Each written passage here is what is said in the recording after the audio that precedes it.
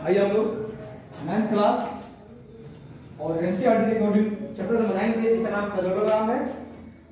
हम करेंगे इसमें थ्योरम है हमारा, उस थ्योरम को पहले करेंगे। फर्स्ट थ्योरम, इसे मेनली तीन थ्योरम पढ़ना है। मेनली तीन थ्योरम है। तो पहला थ्योरम जो मैं बोलने जा रहा हूं, parallelograms on the same base, parallelograms on the same base and lie between same parallels equal in area। पढ़ा आपने? आप कह रहे पैरेललोग्राम सब स्टार्ट हुआ है, बहुत पीछे से है, ठीक है ना। तो स्टार्टिंग तो आपको फर्स्ट एक्सरसाइज थोड़ा उसमें फर्स्ट एक्सरसाइज में करना है। उसमें क्या कि भाई इसमें बताना कि कौन ऐसे पैरेललोग्राम है जो दो पैरेलल्स के बीच में है। वो तो फर्स्ट एक्सरसाइज बहुत छोटा है, ठीक। तो हम करेंगे वही, आइए ध्यान दीजिएगा।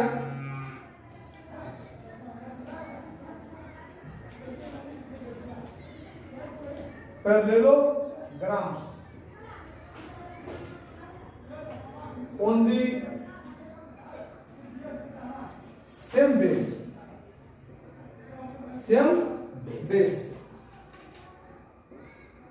and lie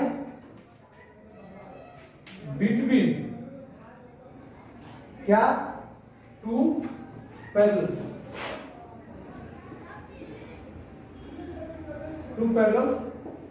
lines। Parallelograms grams कीजिए, क्योंकि पैरेललोग्राम्स का मतलब दो पैरेललोग्राम हो सकता है या मोर देन टू भी हो सकता है। तो parallelograms on the same base and lie between same parallel, two parallel मतलब सेम पैरेलल लीजिए। लाई बिटवीन क्या? सेम पैरेलल लाइंस, है ना। तो क्या हो जाएगा? इक्वल इन क्या? एरिया। यानी दोनों पैरेललोग्राम का एरिया क्या होगा? इक्वल होगा, ठीक है। अब दो ही क्यों? हमने कहा दो लिए तो 3 4 5 6 जितने पैरेललोग्राम होगा और दो पैरेलल लाइन से इनके बीच में जितने पैरेललोग्राम होगा, लेकिन उनका बेस क्या होना चाहिए? सेम होना चाहिए, है ना, ऑन द सेम बेस। तो उसका एरिया क्या होगा? इक्वल होगा। हम डायग्राम वो बनाएंगे। आइए सबसे पहले हमारा जो स्टेटमेंट था, ये हमारा थ्योरम है और ये स्टेटमेंट थ्योरम का ध्यान दीजिएगा। डायग्राम बनाएंगे हम लोग।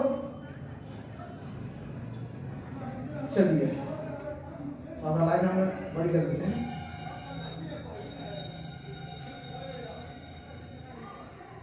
चलिए मान लीजिए हमने ये पैरेललोग्राम है, नाम हमने शुरू किया ये बी सी और क्या डी। इस पर एक और पैरेललोग्राम बनाना है। मिनिमम दो बनाएंगे, मिनिमम दो होना चाहिए क्योंकि पैरेललोग्राम की बात है। तो या तो हम इधर से ऐसे ले लें या आप इधर से ऐसे बना सकते हो, आपकी मर्जी है, जैसे मर्जी बना लो। अगर मैं साइड को इधर ध्यान दीजिएगा,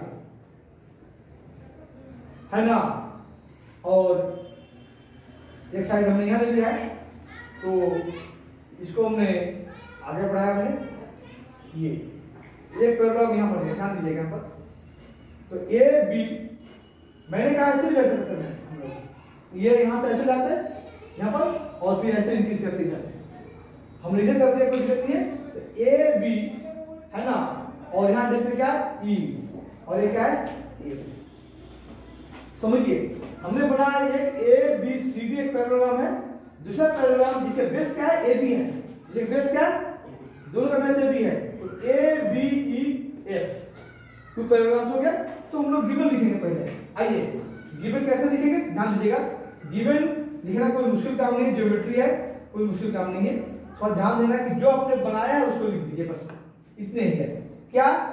तो टू, है ना, पैरेललोग्राम्स हो गया। पैरेललोग्राम्स डबल लाइन है, जीएमएस में पैरेललोग्राम हो गया। पैरेललोग्राम्स करना देख रहा है। Two parallelograms A B C D and A B E F, A B E F on the same base। कौन सा बेस है? Same base, A B, same base A B नाम दीजिए, ए बी है। एंड लाइक क्या है? Between same parallels कौन कौन सा है? ए बी एंड पूरा नाम देंगे एफ सी। क्या? हाँ, ए बी और पूरा लाइन एफ सी कर लोगे ना, इसके बीच में है ये नहीं, बस गिवन नहीं है, कुछ गिवन नहीं है। ध्यान दीजिएगा मेरे पास बहुत आसान है प्रूव करना, थोड़ा ध्यान देने की जरूरत है। तो हमारे पास टू प्रूव करना है कि क्या करना है टू, इसके बाद प्रूफ की बात बारी आती है। तो टू प्रूफ बहुत ध्यान दीजिएगा यहाँ पर। तो टू प्रूफ हमने क्या करना है भाई, हमने तो ये करना है कि एरिया ऑफ है ना, एरिया ऑफ क्या parallelogram ABCD equal to area of parallelogram ABEF। चलिए यहाँ तक ठीक है जी, ऐसा तो ठीक है, कोई दिक्कत नहीं है ना, क्लियर है। चलिए अब हमने एक प्रूव करना है। अब हमने देखना है कि क्या कोई कंस्ट्रक्शन भी करना पड़ेगा क्या, क्योंकि गिवन के बाद जब कंस्ट्रक्शन करना है तो टू प्रूफ के बाद यहाँ लिखा जाता है कंस्ट्रक्शन, उसके बाद प्रूफ आता है ना। तो अगर कंस्ट्रक्शन करने की जरूरत पड़ेगी तो करेंगे, वरना नहीं करेंगे, इसमें जरूरत नहीं है। तो हमने डायरेक्ट कैसे कहाँ आना है, तो हमने आना प्रूफ पर आना है। तो प्रूफ पर आना है, यहाँ लिख देंगे हम लोग क्या प्रूफ। यही ज्योमेट्री का रूल है, क्योंकि बुक का लैंग्वेज अलग होता है और आपका लैंग्वेज अलग होना चाहिए, तरीके से होना चाहिए। बुक में सब एक ही मिला कर लिख देता है ना, ऐसा वो नहीं लिखना है, बुक पे नहीं लिखना है। इसलिए बच्चे चीटिंग करते हैं तो पेपर में पकड़ा जाता है कि चीटिंग आपने किया, क्योंकि बुक से टिप लिया है या गाइड से कहीं कर लिया है, तो उसका लैंग्वेज अलग होता है, आपका लैंग्वेज अलग होता है, ऐसा लैंग्वेज नहीं लिखता है। अब ध्यान दीजिएगा, करेंगे क्या, पहले समझ लीजिए फिर हम करेंगे। यहाँ पर ये दोनों ट्रायंगल को हम कॉन्वर्ट करते हैं, दो ट्रायंगल जो दिख रहा है उनको करते हैं क्या कॉन्वर्ट। तो जब कॉन्वर्ट हो जाए तो इसका एरिया भी क्या होगा, सेम इक्वल हो जाएगा, क्योंकि जितने भी कॉन्वर्ट ट्रायंगल होते हैं उनका एरिया क्या होता है, इक्वल होता है। तो जब इसकी एरिया इक्वल हो जाएगा है ना, तो अगर देखिए ध्यान दीजिए कि अगर इस ट्रायंगल में ये क्या रेक्टेंगल बना ना, ए बी ई डी क्या बनेगा, रेक्टेंगल सॉरी कोऑर्डिनेटर क्या बनेगा, कोऑर्डिनेटर। इस कोऑर्डिनेटर को इस ट्रायंगल में प्लस करूंगा तो बन जाएगा ए बी ई एफ है, और इस ट्रायंगल में इस कोऑर्डिनेटर को प्लस करोगे तो बन जाएगा A B C D B. बनेगा नहीं बनेगा?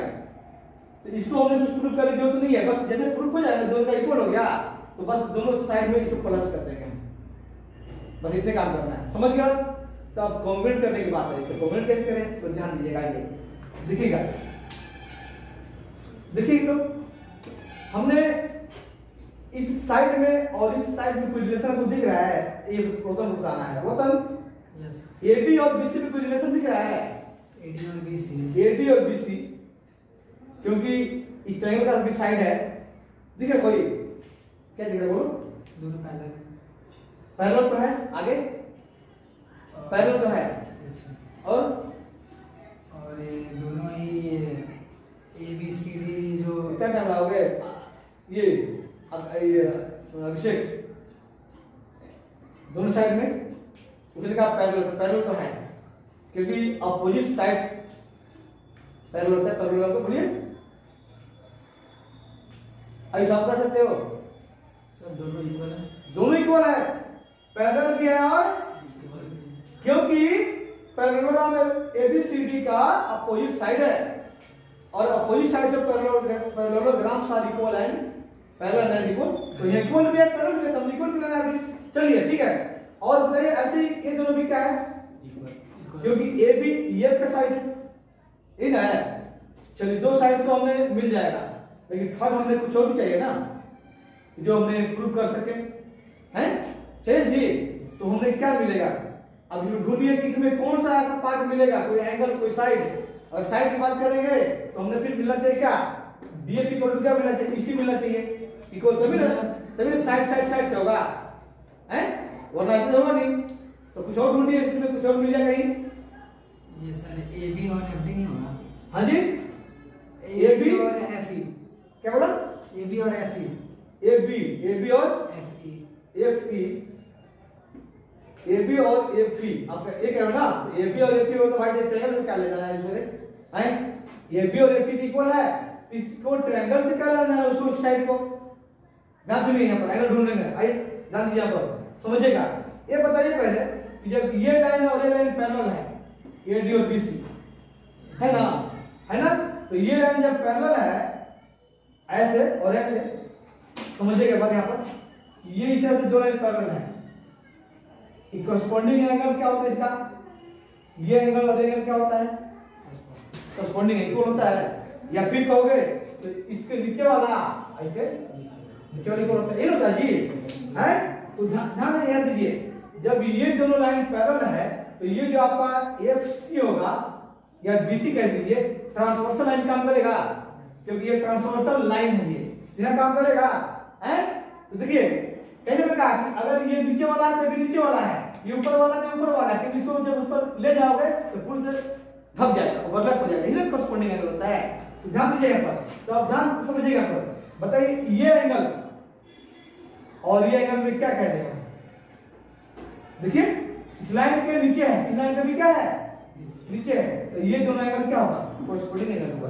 तो जैसे ही खींच के इसको ले आओ इधर, तो ये एंगल पूरा क्या हो जाएगा, ढक जाएगा। कब है, जब ये एडी और बीसी क्या है, पैरेलल, समझिएगा। तो ये दोनों एंगल क्या हो गया, इक्वल हो गया। आप लोग समझ रहे हैं।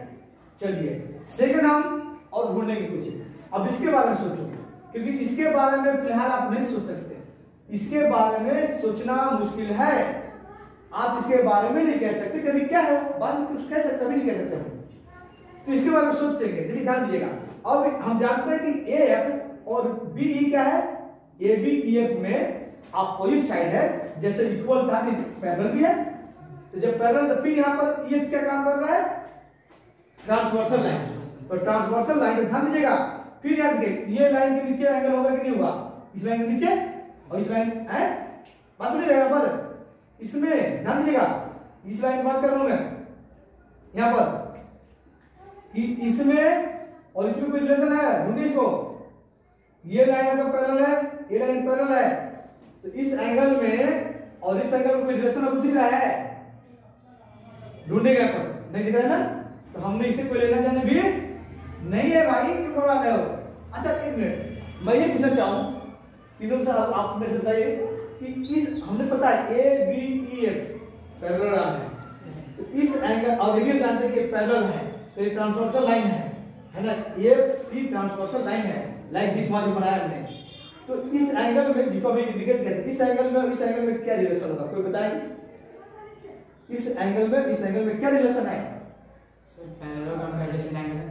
हाँ एकदम सही, ठीक है, एडजेसेंट एंगल है, राइट, और दोनों का सम 180 होगा, एकदम सही, बहुत बढ़िया, एडजेसेंट एंगल है।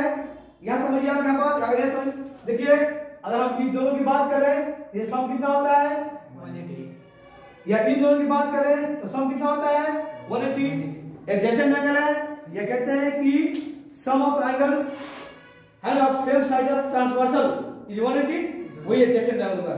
सही बोला है, इससे कम इस एंगल में रिलेशन 180 है, लेकिन हम लोग से ये तो एंगल में इससे लेना देना नहीं, क्योंकि बाहर निकल जाएगा, तो हमने इस एंगल की बात करना है। तो अब ध्यान दीजिए, इस लाइन के ऊपर है एंगल और इस लाइन के ऊपर है एंगल, ये दोनों क्या हो जाएगा, कोरस्पॉन्डिंग, ये एंगल और ये एंगल क्या हो गया, कोरस्पॉन्डिंग। जब ये इसके इक्वल है, ये इसके दो एंगल इक्वल हो गया, तो आप जानते हैं कॉन्वेट में एक एंगल क्या होता है, एंगल साइड, तो एंगल साइड हो जाएगा भाई, दो एंगल मिल गया, अब मध्य ये साइड या ये साइड ले लीजिए, है ना, बस हो गया, ये समझ गए, बस मुझे सिर्फ लिखना रह गया है, समझ गए तो लिखूं अब, आइए और समझ गए, कोई किसी दिक्कत हो तो बता दीजिएगा, आइएगा। तो हम करेंगे हम लोग ये ट्रायंगल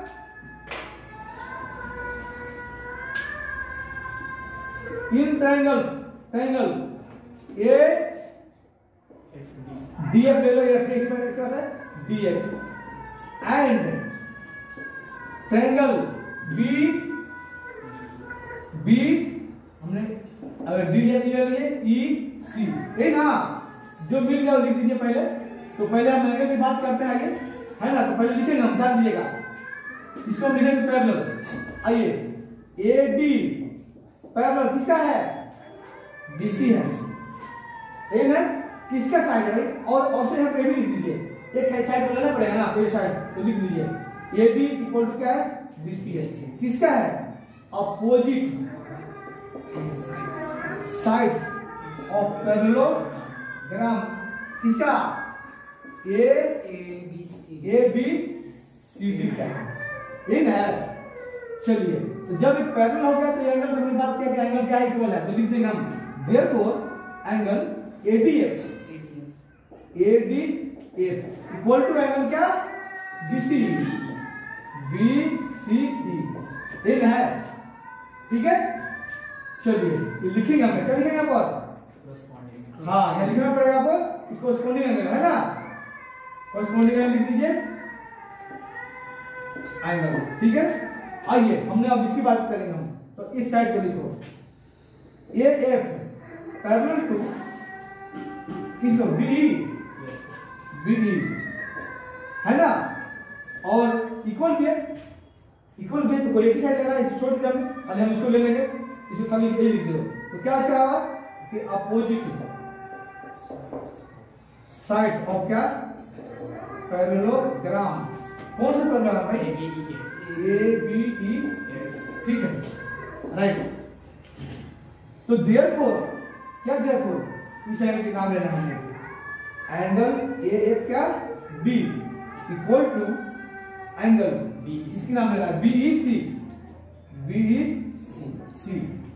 इसका डिवीजन क्या हो गया है?